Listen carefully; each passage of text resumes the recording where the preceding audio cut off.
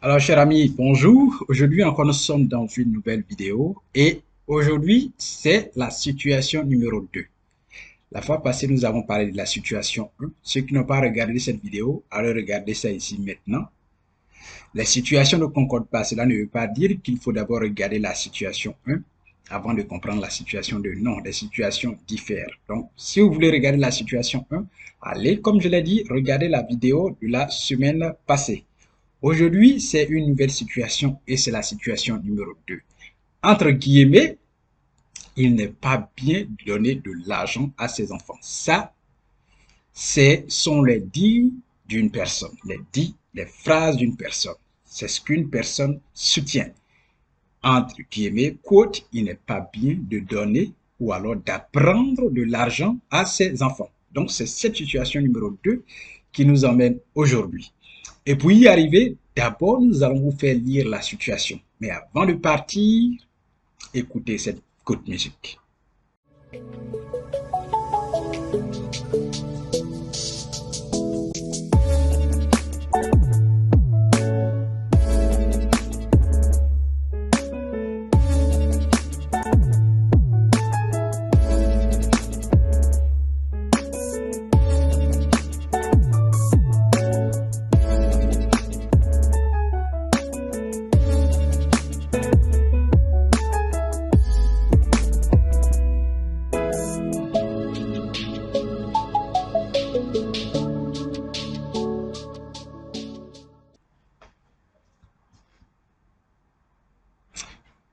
Voilà, donc bienvenue. Vous savez que sur notre chaîne, où on parle d'éducation financière, finances personnelles, investissement.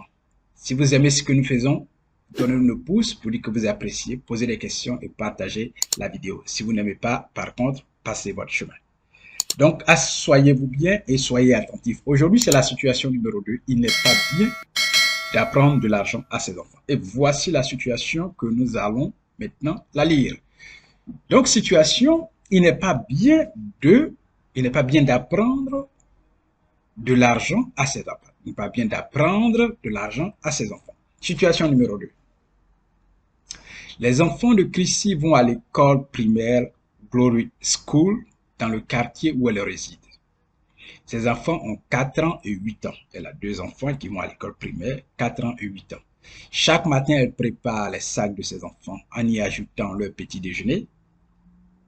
Elle donne une pièce d'argent à chaque enfant qu'il peut dépenser à l'école. Donc, non seulement elle prépare le sac des enfants en ajoutant le petit déjeuner, elle ajoute aussi de l'argent, les pièces d'argent pour les enfants à l'école. Les enfants peuvent dépenser à l'école, qu'ils peuvent dépenser.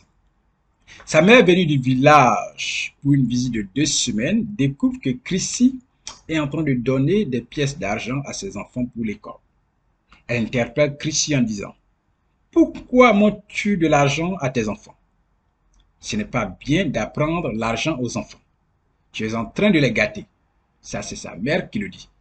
Donc, Chrissy étant chez elle, sa mère vient leur rendre visite, venue du village, et elle découvre que Chrissy est en train de donner de l'argent à ses enfants pour l'école. Et elle interpelle sa fille en disant cela. Pourquoi montres-tu de l'argent à tes enfants? Ce n'est pas bien d'apprendre l'argent aux enfants. Tu es en train de les gâter. Chrissy demande de l'aide. Chrissy te demande, voilà, Chrissy te demande de l'aider à expliquer à sa mère pourquoi il est important d'apprendre aux enfants comment gérer l'argent. Donc, une fois la mère de Chrissy a dit ce que j'ai lu, pourquoi montres-tu de l'argent à tes enfants? Ce n'est pas bien d'apprendre l'argent aux enfants, tu es en train de les gâter. Une fois que sa mère a dit ceci, Chrissy maintenant à son tour te demande de l'aider à expliquer à sa mère pourquoi il est très important d'apprendre aux enfants comment gérer l'argent. Quelle est ton idée? C'est cela ton idée. Quelle est ton idée? Donc, si vous avez une idée, allez, mettez vos idées en commentaire, proposez vos idées, aidez Chrissy à expliquer à sa mère pourquoi il est très important d'apprendre de l'argent, d'apprendre aux enfants comment gérer l'argent. Donc, proposez votre idée. C'est votre idée que nous attendons toujours. Mettez vos idées en commentaire. Posez des questions surtout. Pour notre part, nous allons proposer notre idée en 7 points aujourd'hui. La fois passée, nous avons fait plus de 7 points sur la situation numéro 1. Aujourd'hui, sur cette situation numéro 2, nous allons proposer un ensemble d'idées au nombre de 7. Et allons maintenant avec la première idée que nous avons proposée. Donc, pour la première idée, c'est que la finance personnelle n'est pas enseignée à l'école. Oui, la maman de Chrissy doit savoir cela. Quand on parle de finances personnelles, là, ce n'est pas enseigné dans nos écoles. Donc, le fait déjà de montrer de l'argent, d'apprendre de l'argent à ses enfants, c'est très important. Ce qui ne s'enseigne pas à l'école, c'est le devoir des parents d'apprendre cela aux enfants. Ou alors, le devoir des parents de trouver des personnes ressources, des personnes qui sont dans leur domaine, qui maîtrisent bien des domaines que les enfants n'apprennent pas à l'école, et cela doit être enseigné aux enfants à la maison ou inséré dans certains programmes extrascolaires pour que ces enfants apprennent cela. Oui. Donc la finance personnelle n'étant pas enseignée à l'école, Chrissy est dans l'obligation d'apprendre cette finance personnelle à ses enfants, à la maison. Ça, c'est le point 1. Le point 2, l'éducation financière n'est pas dans le programme éducatif formel. Vous le savez bien sûr. Quand on parle d'éducation financière, là, ce n'est pas inclus dans nos programmes éducatifs formels. On n'apprend pas cela à l'école, l'éducation financière. Alors que c'est un sujet très, très important. Parce que quand vous sortez du cursus scolaire, quand vous allez commencer à travailler, qu'est-ce que vous allez gérer? C'est votre argent. Et si cela, cette éducation, n'a pas été inculquée à l'école, mais ça devient très grave. Vous ne connaissez pas un sujet, comment est-ce que vous allez vraiment le traiter, comment est-ce que vous allez bien le maîtriser. C'est cela. Donc, l'éducation financière n'étant pas enseignée à l'école, Chrissy se trouve dans l'obligation. C'est très important. Sa mère doit savoir cela, que c'est très important que Chrissy apprenne cela à ses enfants. Cette même éducation financière. Oui, cette éducation financière. Ça, c'est le point 2. En point 3, c'est dans l'enfance qu'il faut leur apprendre la finance. C'est dans l'enfance que vous devez apprendre à vos enfants ce que c'est que la finance. Oui, parce que là encore, quand ils sont enfants, les parents ont le contrôle. Généralement, nous les parents, nous maîtrisons les enfants, nos enfants, quand ils sont encore à bas âge, quand ils sont encore dans l'enfance. Mais vous savez, nous tous, qu'à l'âge de l'adolescence, l'enfant commence à se révolter contre ses parents. Et là, vous n'avez pas la maîtrise totale. Vous comprenez bien? Donc, c'est dès maintenant que Chrissy, sa maman doit savoir que c'est dès maintenant où les enfants sont encore petits, c'est là qu'elle doit leur apprendre ce que c'est que la finance. Comment gérer leur argent. C'est cela, la finance personnelle. Oui, comment les enfants doivent gérer leur argent. C'est cela, elle doit leur apprendre ça. Oui, peut-être que Chrissy ne va pas dans le détail pour enseigner, mais elle doit apprendre cela à ses enfants. Néanmoins, l'argent qu'elle donne, elle doit le faire de façon organisée. Par exemple, elle a 2 enfants, ces 2 enfants qui vont à l'école maternelle. Il y a une qui a 8 ans, l'autre a 4 ans. Elle donne de l'argent à la grande, l'argent de la semaine. Peut-être que ça peut être 500 francs que les enfants doivent dépenser sur toute la semaine, mais elle donne ça à la grande. Et la grande doit gérer cet argent-là afin que on arrive à la fin de la semaine. Et à la fin de la semaine, elle doit faire asseoir les 2 enfants. La grande doit expliquer à sa petite soeur ou à son petit frère comment est-ce qu'elle a géré l'argent de la semaine. L'argent qui servait à leurs dépenses à l'école, comment est-ce qu'elle a géré ça pour terminer. S'il y a reste, elle doit montrer, ou si elle n'a pas pu gérer sur toute la semaine, elle doit expliquer cela, comment elle a dépensé et comment le partage s'est fait. C'est cela. Et cela doit enseigner l'autre enfant. Maintenant, s'il arrive qu'elle a bien géré ou qu'elle a mal géré, l'autre semaine, on peut confier la gestion de l'argent à l'autre enfant, la plus petite. Elle va encore gérer sur une semaine et à la fin de la semaine, elle va rendre compte, elle va faire son bilan devant sa mère, devant le père, devant sa soeur ou devant son frère. Et devant aussi la grand-mère qui est venue du village, devant leur grand-mère. Expliquer comment est-ce que l'argent a été dépensé. S'il y a reste, elle doit présenter. S'il n'y a pas reste, elle doit le dire. Et pourquoi est-ce que tout a été dépensé ou alors pourquoi est-ce qu'il y a eu reste. Elle doit expliquer tout cela. C'est très important, l'éducation financière. Nous sommes là sur le point 3. Maintenant, nous passons sur le point 4. C'est d'éviter l'endettement. Parce qu'en apprenant très tôt ce que c'est que l'éducation financière à vos enfants, vous êtes en train de leur éviter ce qu'on appelle l'endettement.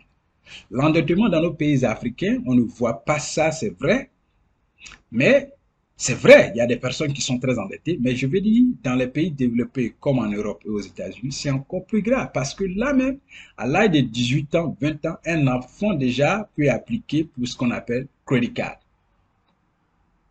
Et c'est de l'argent qu'on met sur une carte que l'enfant peut dépenser. Et si l'éducation financière n'a pas été installée, ben l'enfant va dépenser ça n'importe comment. Alors que c'est l'argent de la banque que l'argent prête, que la banque prête pour que vous puissiez dépenser. Mais si vous ne savez pas comment dépenser, vous allez vous enfoncer de jour en jour dans les dettes. Et dans les pays développés, les gens vont à l'école à crédit. Et quand vous commencez à travailler, il faut payer cet argent. Donc déjà, vous sortez de la vie active en étant endetté. Donc, si l'éducation financière, les bases n'ont pas été installées, mais vous allez traîner toutes ces dépenses-là durant toute votre vie. Vous allez mourir sans pouvoir les payer. Vous comprenez bien? Et il faut pouvoir payer ces crédits pour pouvoir penser à l'investissement. Vous comprenez bien? Donc, c'est tout un processus. Sa mère doit comprendre, la mère de Chrissy doit comprendre que Chrissy est en train de faire une bonne chose pour ses enfants. Elle doit les éduquer financièrement. Éduquer, ce n'est pas donner à une pièce à chaque enfant pour aller à l'école chaque matin. Ça, c'est pas l'éducation. Oui, je parle de gestion. Une somme doit être donnée et l'enfant doit rendre compte de sa gestion. Et si il y a une mauvaise gestion, on doit expliquer à l'enfant, voilà ce qu'il ne faut pas faire, voilà ce qu'il faut faire. S'il y a un reste, l'enfant doit être félicité pour reprendre, pour reproduire, continuer dans la bonne gestion.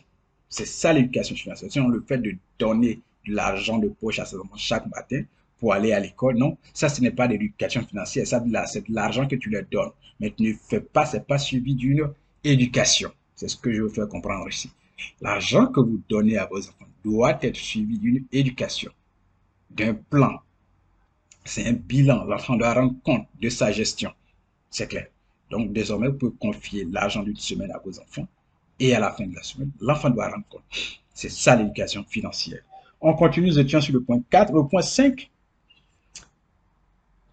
être des chefs de famille responsables. Un enfant qui sait, qui a appris ce que c'est que l'éducation financière, la gestion de sa finance, mais à l'âge adulte, c'est un père responsable ou alors c'est une femme responsable que vous avez créé comme ça parce que cette personne, à son tour, votre enfant va pouvoir bien prendre en charge de sa famille. Et cela va être un père responsable ou une mère très responsable.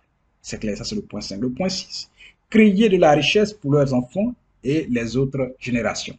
Si ces enfants ont été bien éduqués financièrement, mais à l'âge adulte, une fois qu'ils savent gérer leurs finances, ils savent ce que c'est que la finance personnelle, ils savent ce que c'est qu'un investissement, ils savent ce que c'est qu'un actif, ils savent ce que c'est que les ressources financières. Ils savent ce que c'est que les dépenses. Ils arrivent à faire la différence en ces termes. Mais ils comprennent comment l'argent fonctionne.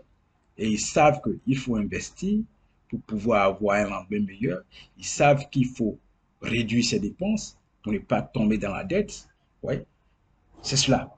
Ils savent que tout est planifié. Il faut avoir un budget personnel mensuel qu'il faut suivre et utiliser ce même budget personnel-là, ce budget mensuel, pour éduquer aussi ses enfants à la finance, sa femme également.